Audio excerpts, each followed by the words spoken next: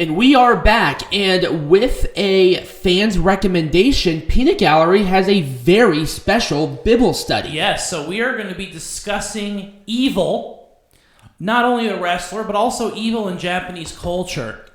And what I have found in my studies about evil in Japanese culture is very interesting. As everyone knows, good and evil have different connotations between what we understand as evil and what the Eastern traditions understand as evil. But here's what I find interesting about the career of Evil the wrestler. So when Evil returned as his new character, the dark, what was it, the King of Darkness or something like that. So he was Watanabe in Ring of Honor. ROH, right. Yes. But then he got injured. He came back as the Prince of Darkness or the King of Darkness. He was the King of Darkness. The King of Darkness, Evil. So he joined Los Ingobernables. I really suck at that. De Japón, which at the time was a heel faction. It's not so much a heel faction anymore, but at the time it was. Yep. Interesting history about Los Ingobernables de Japón. It was started by Tetsuya Naito, who himself had returned from injury and was not very popular with the fans. He was the biggest heel that they had at the time. Right. And so what happened was he took that, because at the time he was part of he was a part of Chaos. He was part of Chaos.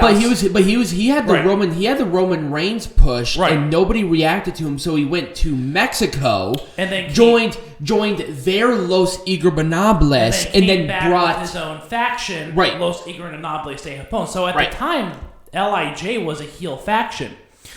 When Evil returned from injury, he was a part of that evil faction. Right. Now, what's really interesting is that as soon as that faction became popular with the fans, he went to the Bullet Club. Right. And he was a heel again. So Evil as the Prince of Darkness, or the King of Darkness. He's the king. He's the King of Darkness. King of Darkness. He will follow, as long as he's a part of this character, he will follow that lineage of being a heel. Now, a part of Evil's allure is the fact that he looks the part. And in Japanese culture, evil as a concept is mainly represented by character traits. It's not about the person itself, it's about the character traits that the person possesses. Right. So evil has to play a part. And of course, part of it is he has to look the part. And actually a very prominent example is in Dragon Ball Z, all the evil characters, they're still, people here and there, but then when they become evil, they almost become possessed into that character. Right, and that's why you have the dark eyes underneath, and he has certain mannerisms about him that change it. And the difference is that with people who are evil, the connotation here in America is that evil are actions, but there it's more of, evil is more of an actual performance piece than it is an actual, thing. Yeah, exactly. So calling evil like a character is not necessarily akin to like Satan in the Western culture. Right. It's more like the fallen angel sort of thing from biblical texts. It's like he's still on equal level, but he has certain characterizations that make him what he is. Right. And so when we talk about, again, evil in this sort of culture, again, it's really this character trait that they're trying to evoke. Because evil is just a human. He's just like us. But it's more of that it's more of that characterization. So going back to LIJ, and I really want to talk about this because Evil was not the leader, more or less, of LIJ. It was always Naito. It was always Naito. Evil was the first one to join the faction. He was, but he wasn't the first, but he was the fourth one, technically, to be a part of the faction. because Sonata joined after him, but Naito teamed up with two others. I think it was Makabe and somebody else. That was GBH. That was okay. Yeah, that was a totally different faction. It wasn't right. But my point is that the Los Ingobernables faction consisted of wrestlers who were rejected by the fans. Right. And so Evil returning was, as his characterization of rejection by good, actually fit very well with that model. Right. Sonata was like the big star, and he had like the bright colors, but also he wrestled for Pro Wrestling Noah, which is their main rival, and also he was also rejected by the NJPW fans. Yep. So really, LIJ was this, and to an extent, it's not quite like this anymore. Mm-hmm. But it's apparent, it's that misfit, that gangster, that evocation of I am being rejected by the mainstream, so I'm just gonna do my thing. And with Naito and Sonata, eventually things turned around for them. Right.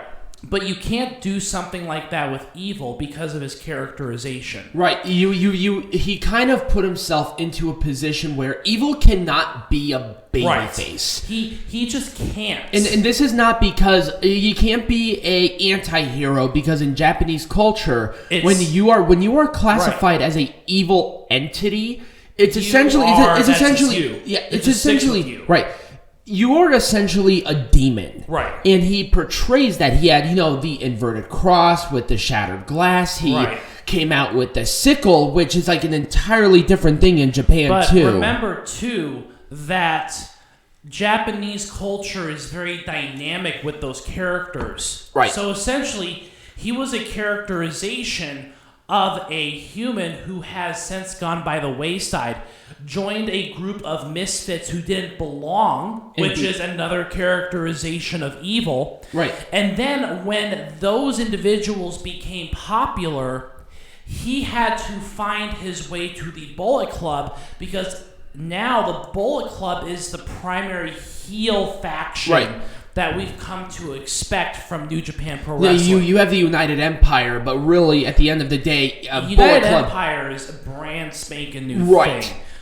You can talk about the Great O'Khan in the next biblical study, because he's literally an interpretation of a fucking god. Right. So anyways, I know it's a little bit shorter, but another fan request. But yes, the character of Evil within Japanese culture. The problem with Japanese culture is that it has mixes of Shintoism, Buddhism, and so evil. The actual connotation of evil in Buddhism and Shoism and even in some other way Taoism is they're very different characters. So when we're talking about evil, we're not talking about the Shinto sense of the word. We're talking about the Buddhism and Taoism sense of the word, because evil in Shintoism is even more ancient, but that has more to do with the forces of nature that constitute evil. But evil as a character trait is not a Shinto trait. Right.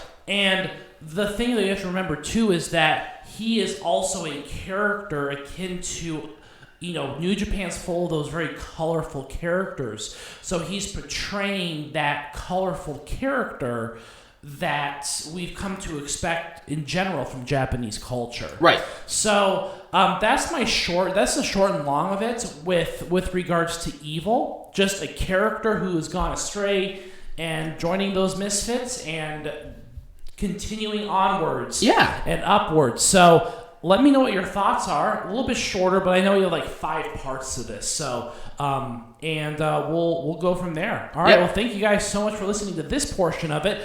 When we come back, Wrestling Lesson with Tiger Heights. Absolutely.